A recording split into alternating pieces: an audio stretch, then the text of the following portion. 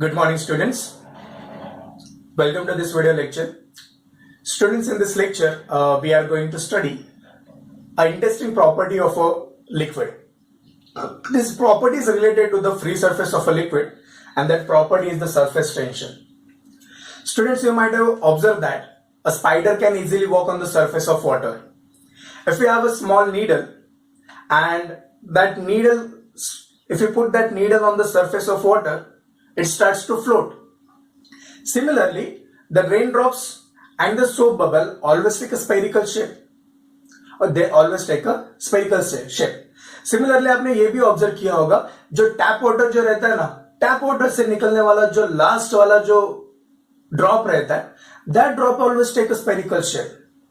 Okay, so why does this happen? Why does a spider can easily walk on the surface of water? Why a needle floats on the surface of water? हमें पता है कि needle जो है ना, needle का जो density है, that density is greater than the water. इसका मतलब नीडल उसके ऊपर तैरना ही नहीं चाहिए, वो इजीली सिंक होना चाहिए, but still it floats on the surface of water. Okay, so why does this phenomena occurs? So all this phenomena arises due to a property called the surface tension. Okay, so simple मैं आपको एक example देता हूं. जो needle जब भी हम water के सरफेस के ऊपर रखते हैं, वो फ्लोट कर जाता है. हमें पता है कि उसका जो डेंसिटी वाटर से ज्यादा है, तो इसका मतलब वो सिंक करना चाहिए. लेकिन ये जो free surface of a liquid है, वो क्या करता है, वो एक स्ट्रेच मेम्ब्रेन की तरह बिहेव करता है. It behaves as a stretch membrane. तो अगर free surface of a liquid एक स्ट्रेच मेम्ब्रेन की तरह बिहेव करेगा, तो इसका मतलब वो नीडल का जो कुछ भी वेट है, वो क्या कर लेगा, बैलेंस कर लेगा. इसके वजह से जो नीडल है, वो नीडल वाटर सरफेस के ऊपर क्या कर जाता है, इट फ्लोट्स. सिमिलरली स्पाइडर जो है, स्पाइडर वॉक कर सकता है. So spider can walk on the surface of water. तो स्पाइडर का वेट कौन बैलेंस कर रहा है? तो ये स्पाइडर का जो वेट है, वो जो स्ट्रेच मेम्ब्रेन है, वो स्ट्रेच मेम्ब्रेन बैलेंस कर रहा है. इसलिए स्पाइडर वाटर के अंदर सिंक नहीं हो पाता. सो जो कुछ भी ये फेनोमेना हो रहे, ये सारे फेनोमेना सरफेस टेंशन की वजह से हो रहा है. इसका मतलब free surface of a liquid एक स्ट्रेच मेम्ब्रेन की तरह क्या करता है, एक्ट करता है. इसी को तो हम कहते हैं सरफेस टेंशन. समझ में आ रहा है? So what is the surface tension? The free surface of a liquid behaves as a stretch membrane. So this phenomena we call it as a surface tension. Similarly, आपने ये भी ऑब्जर्व किया होगा कि जो कुछ भी ड्यू ड्रॉप्स रहते हैं ना ग्रास के ऊपर, वो ड्यू ड्रॉप्स भी हमेशा स्फेरिकल शेप लेते हैं. हम ये जो फेनोमेना जो हो रहे हैं ना, जैसे रेन ड्रॉप है स्फेरिकल शेप ले रहा है, सोप बबल है स्फेरिकल शेप ले रहा है, ड्यू ड्रॉप्स है स्फेरिकल शेप ले रहा है. Okay, so why does this happen? इसका आंसर हम फाइंड आउट करेंगे ये लेक्चर में. समझ में आ रहा है? So I will just repeat it once again. What is surface tension? The free surface of a liquid have the tendency to behave as a stretch membrane. This phenomena is called as the surface tension. जो liquid का जो free surface है, वो एक stretch membrane की तरह behave करेगा, और उसी को हम क्या कहते हैं, सरफेस टेंशन. कौन से एग्जांपल्स हम सरफेस टेंशन के दे सकते हैं? Spider can walk on the surface of a steady water. Grease needle, most of the time अगर वो नीडल को अगर आप थोड़ा सा ग्रीस लगाओगे ना, तो वो इजीली फ्लोट कर पाएगा.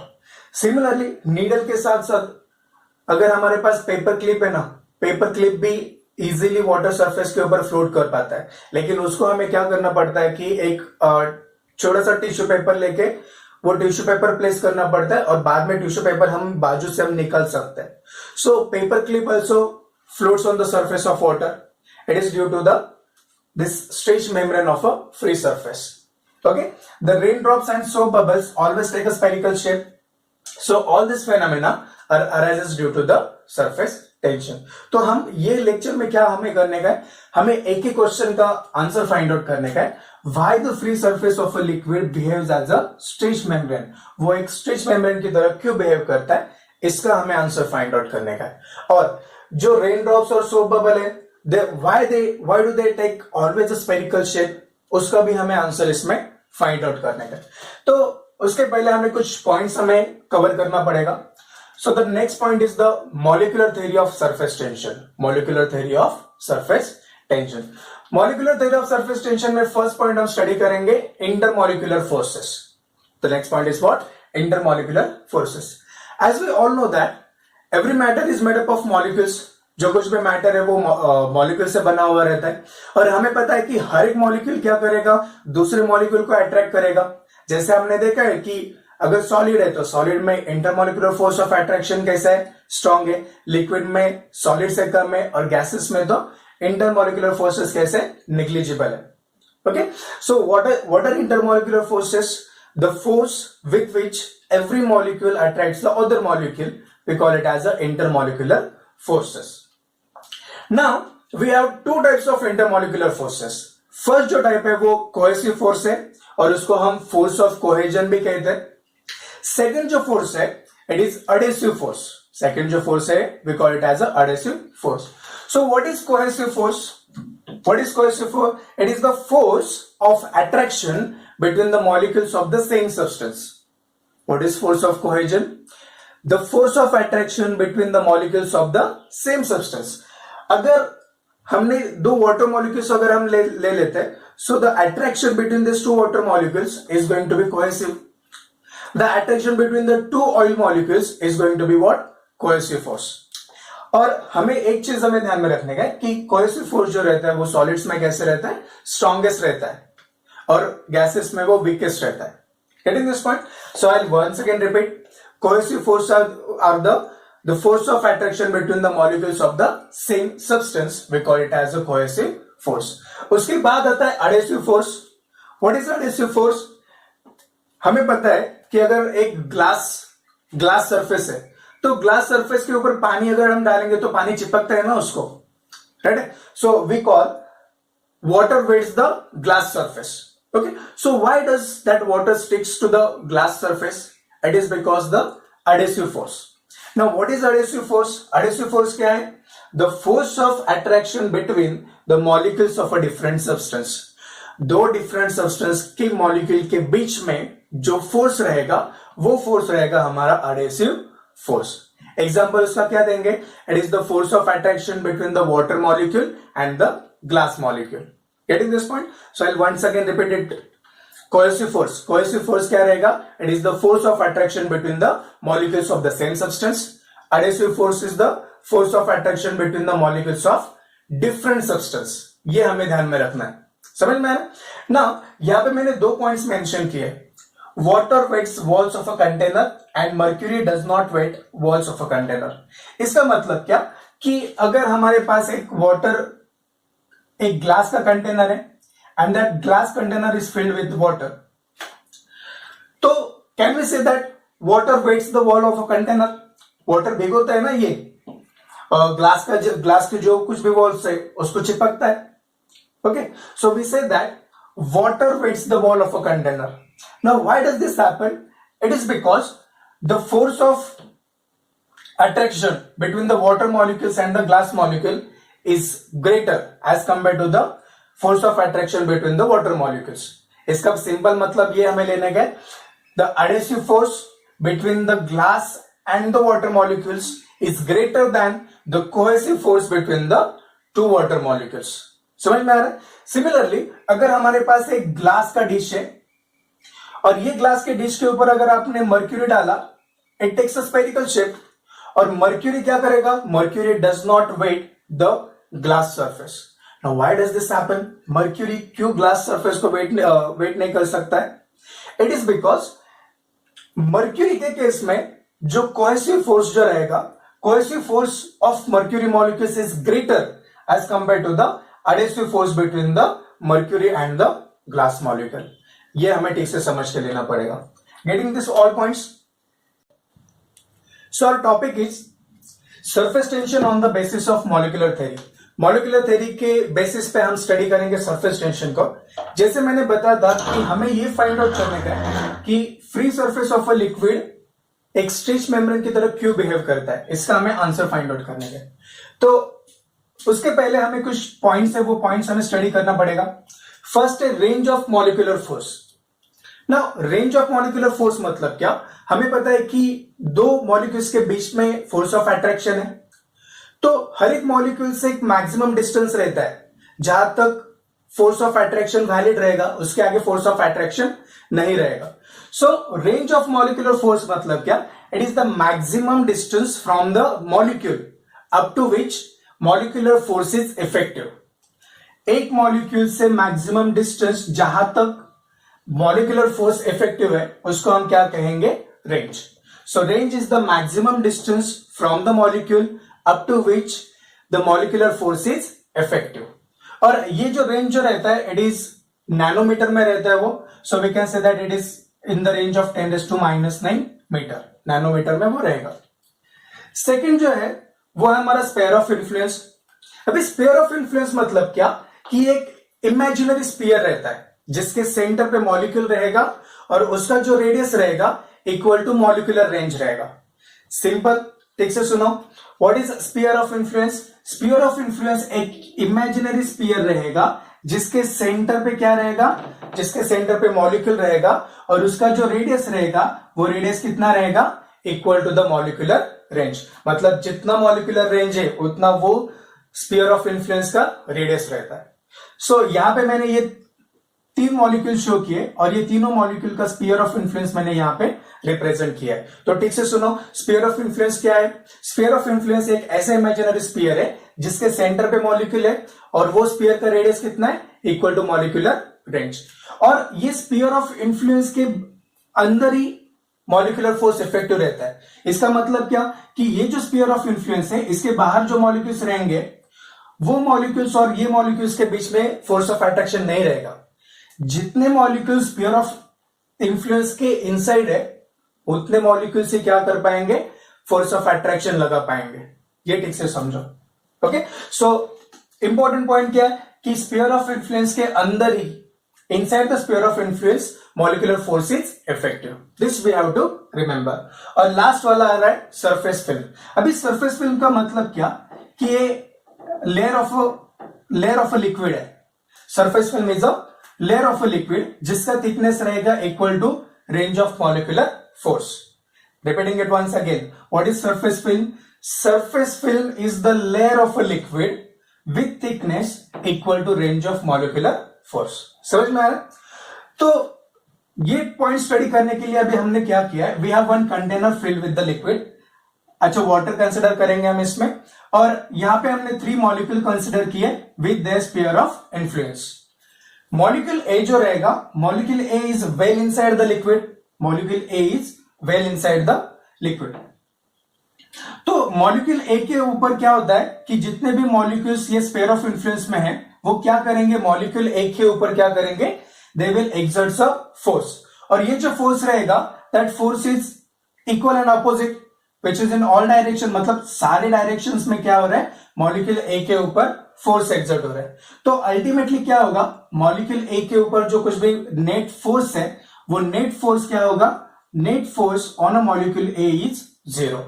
समझ में आ रहा है? Molecule A is surrounded by all the neighbouring molecules. So neighbouring molecules क्या करेंगे, उस मॉलिक्यूल ए के ऊपर फोर्स एक्सर्ट करेंगे and that force is in all direction. Okay, so net force on a molecule A is going to be 0। Second molecule हमने यहां पे consider किया है।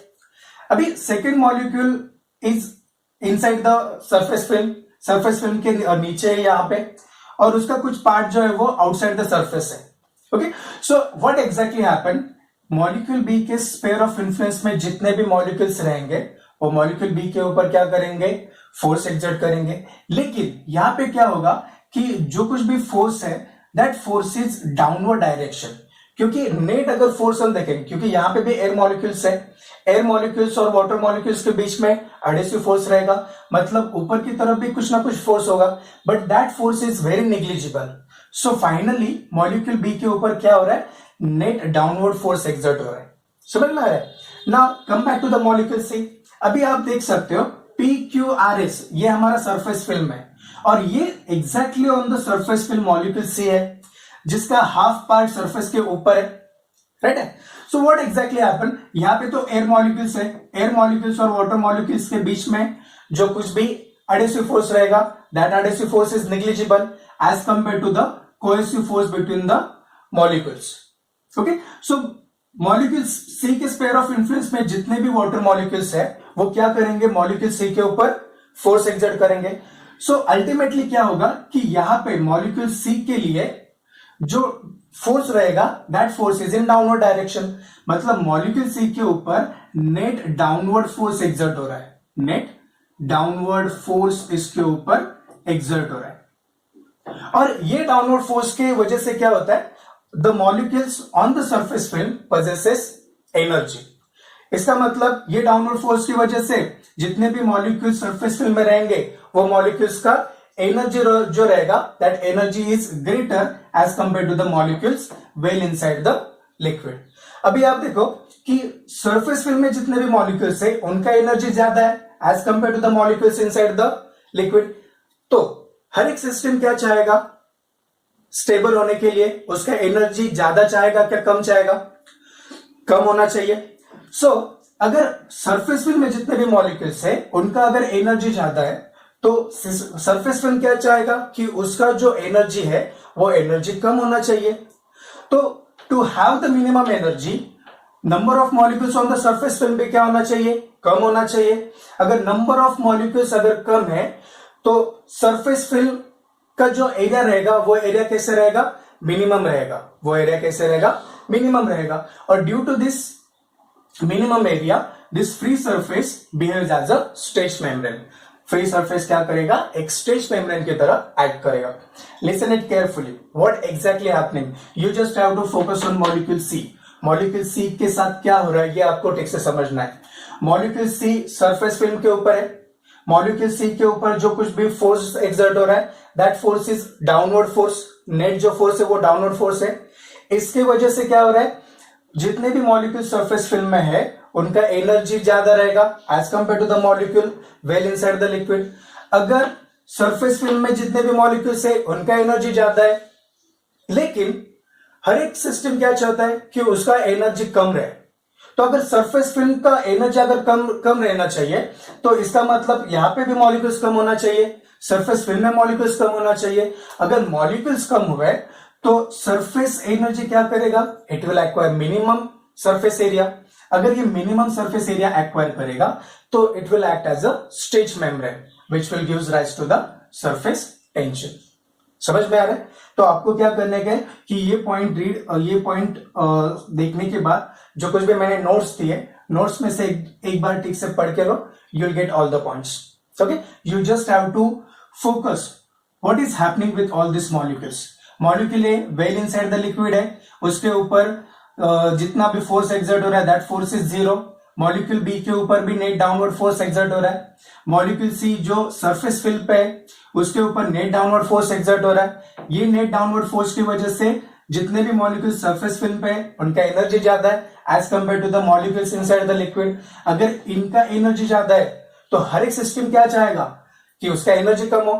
अगर उसका एनर्जी कम हो तो इसका मतलब क्या कि यहाँ पे मॉलिक्यूल्स कम होना चाहिए। अगर मॉलिक्यूल सरफेस फिल्म पे कम होंगे तो सरफेस फिल्म क्या करेगा, it will acquire minimum surface area. अगर minimum surface area surface film acquire करेगा तो इसका मतलब this surface film will act as a stretch membrane which will gives rise to the surface tension. समझ में आ रहा है?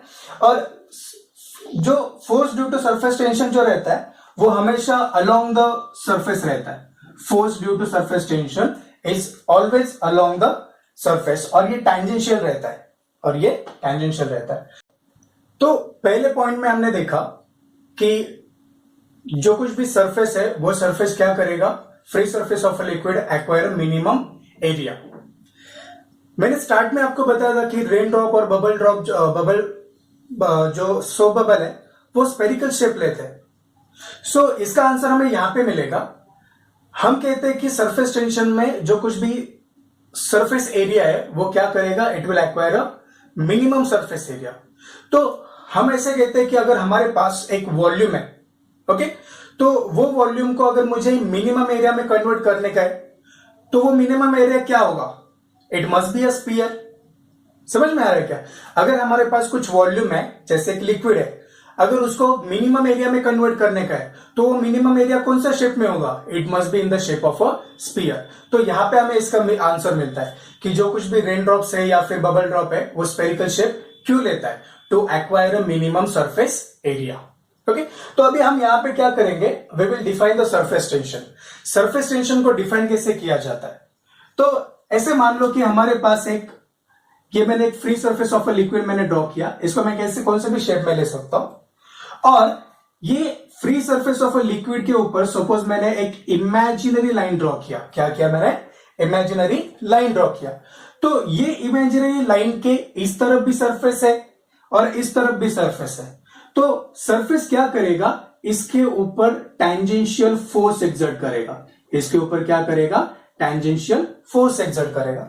सिमिलरली इधर का जो सरफेस है वो भी क्या करेगा? इसके ऊपर टैंजेंशियल फोर्स एक्सर्ट करेगा।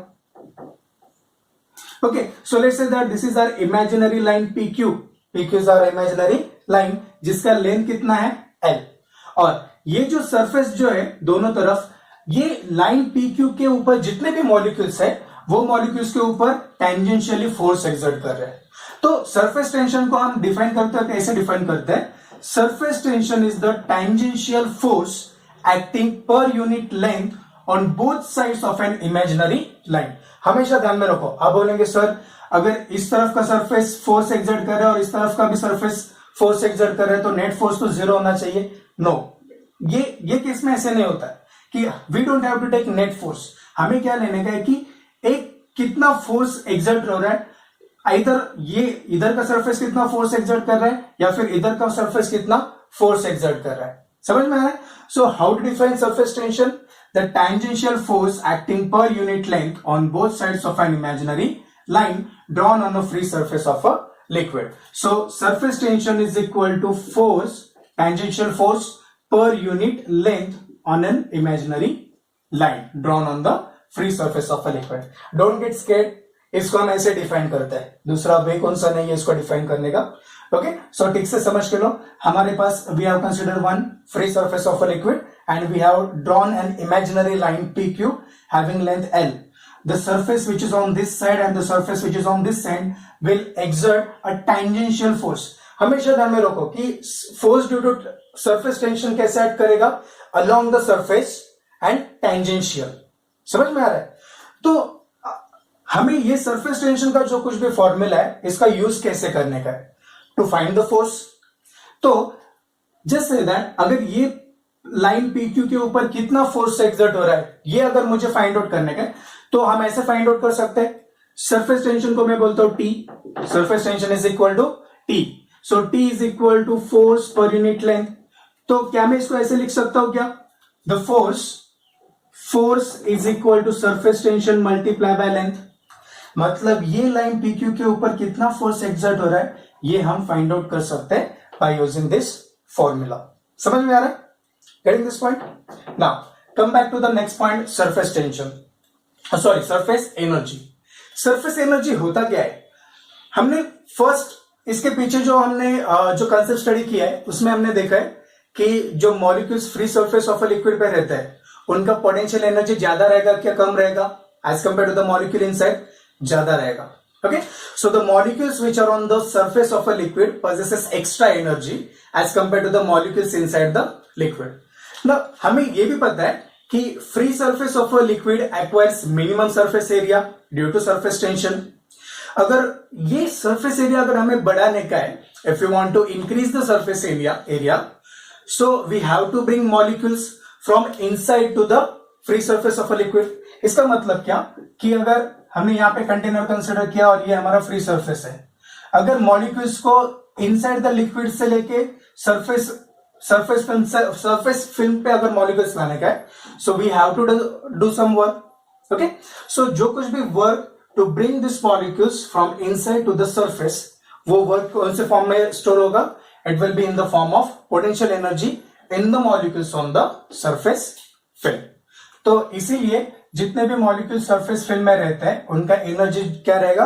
That energy is more as compare to the molecules inside the liquid. तो इसी के ऊपर से हम सरफेस एनर्जी डिफाइन करते हैं। सो what is the surface energy? It is the extra energy possessed by the molecules of a surface film of a unit area compared to the molecules inside the liquid is called as the surface area. और इसको हम ऐसे भी define करते हैं, surface area is nothing but the potential energy per unit area of the surface film. Potential energy per unit area of a surface film. Getting this point? So once again, so what is surface tension? It is the tangential force acting per unit length on both sides of an imaginary line. And surface energy is what? The molecules at the surface film possesses more energy as compared to the molecules inside the liquid. So the extra energy possessed by the molecules of a surface film of a unit area compared to the molecules in the interior is called as the surface energy. It is also defined as the potential energy per unit area of a surface film. हमारा next जो point रहेगा, the topic is the relation between surface energy and the surface tension. हमने पहले define किया, surface energy is the potential energy per unit area of a surface film. Surface tension is the force per unit length of an imaginary line drawn on the free surface of a liquid. So surface tension T is equal to F upon L. इसके ऊपर से हम formula ऐसे भी लिखेंगे, F is equal to T multiply by L. तो ये topic में हम क्या करेंगे, suppose we have one rectangular frame of wire. हमारे पास एक रेक्टेंगुलर फ्रेम ऑफ वायर है ABCD, और ये वायर पे एक मूवेबल वायर PQ है जो मूव कर सकेगा. ओके, सो जब भी हम ये रेक्टेंगुलर फ्रेम को सोप सॉल्यूशन में डीप करेंगे तो यहां पे क्या होगा, एक फिल्म क्रिएट होगा, है ना, एक थिन सोप फिल्म यहां पे क्रिएट हो जाएगा. तो जो कुछ भी सोप फिल्म क्रिएट होगा यहां पे APQD में, जो कुछ भी सोप फिल्म क्रिएट होगा वो क्या करेगा, it will exert some force on the PQ, AP, AD and DQ. Okay, so यहां पे हम फोकस करेंगे कि वायर PQ के ऊपर ये जो सोप फिल्म क्रिएट हुआ है वो कितना फोर्स एक्सर्ट करेगा. अभी हमें यहाँ पे एक चीज ध्यान में रखने का है कि हमारे पास formula surface tension T is equal to F upon L. इसका मतलब F is equal to what, T multiply by L. Okay, so जो कुछ भी सरफेस फिल्म यहां पे क्रिएट हुआ है उसका सरफेस टेंशन T है. जो कुछ भी फोर्स वायर PQ पे एक्सर्ट हो रहा है उसका अगर हमें वैल्यू फाइंड आउट करने का तो उसके पहले हमें एक चीज समझ के लेने का कि जो कुछ भी सरफेस फिल्म क्रिएट हुआ है उसके दो फेसेस रहेंगे. एक फेस जो हम देख पा रहे, दूसरा फेस उसका बैक साइड जो हम नहीं देख पा रहे. Okay, so the total force on the wire PQ due to this soap film is F is equal to 2T multiply by L. ये चीज ठीक से समझ कर लो. वाई 2 क्यों आया यहाँ पे, क्योंकि जो सोप फिल्म है उसके दो सरफेसेस है, एक जो सरफेस हम देख पा रहे, दूसरा सरफेस उसके बैक साइड में. समझ में आ रहा है. सो F is the force on a wire PQ, L is the length of a wire PQ, T is the surface tension of a soap solution. So now the force acting on a wire PQ पे कितना force exert हो रहा है, that force F is equal to 2T multiply by L. T क्या रहेगा, T is the surface tension of a soap film, L is the length of a wire PQ. Okay, and factor 2 is because the soap film has two surfaces, एक जो हम देख पा रहे और एक जो उसके बैक साइड में. Okay, so now what we have to do, अगर मैंने ये वायर PQ को पुल किया, यहां पे तो फोर्स F एक्सर्ट हो रहा है, तो मैं F इतने फोर्स से अगर मैं उसको पुल करूंगा, ये जो प्रोसेस रहेगा, this process is very slow. ऐसे नहीं कि खींचा उसको और वायर PQ से लेके P' Q' तक आया. It is not like this. ये जो प्रोसेस जो रहेगा, this process is very slow. तो जब भी PQ के ऊपर फोर्स F में एक्सर्ट करूंगा, लेट्स से दैट उसका डिस्प्लेसमेंट हुआ है, B इतना डिस्प्लेसमेंट हुआ है, और वायर कहां पे आ गया, the wire is at a position P' and Q'. समझ में आ रहा है. सो फोर्स एक्सर्ट करने के बाद वायर कहां पे आया, P' Q'. कितना डिस्प्लेसमेंट हुआ है उसका, B. इसका मतलब यहां पे कुछ ना कुछ एक्स्ट्रा एरिया क्रिएट हुआ है. राइट है. सो एक्स्ट्रा एरिया क्रिएट हुआ है. पहले तो एरिया इतना ही था, मतलब एनर्जी कम था. एरिया बढ़ा, इसका मतलब एनर्जी भी बढ़ना चाहिए. राइट है. सो जब भी हम फोर्स एक्सर्ट करेंगे, we are doing some positive work. तो जो कुछ भी वर्क हम कर रहे हैं वो वर्क कौन से फॉर्म में स्टोर्ड होगा, that work is stored in the form of a potential energy. और वो कहां पे स्टोर्ड होगा, ये जो एक्स्ट्रा फिल्म जो क्रिएट हुआ है वहां पे वो पोटेंशियल एनर्जी स्टोर्ड होगा. Getting this point. सो जब भी हम वायर PQ को पुल करेंगे, F इतना फोर्स हम उसके ऊपर एक्सर्ट कर रहे हैं, जो कुछ भी प्रोसेस रहेगा that process is very small. So change in area कितना आया, इनिशियली इसका जो एरिया था APQD, उसका एरिया कितना था, L multiply by L. Initial area L² था. जब हमने फोर्स एक्सर्ट किया, वायर का डिस्प्लेसमेंट B इतना हो गया, तो फाइनल एरिया कितना आया, final area is L plus B, मतलब length. L plus B multiply by L. तो समझ में आ रहा है कि यहाँ पे फाइनल एरिया कैसे आया? Initial area A P Q D का area L multiply by L, L square.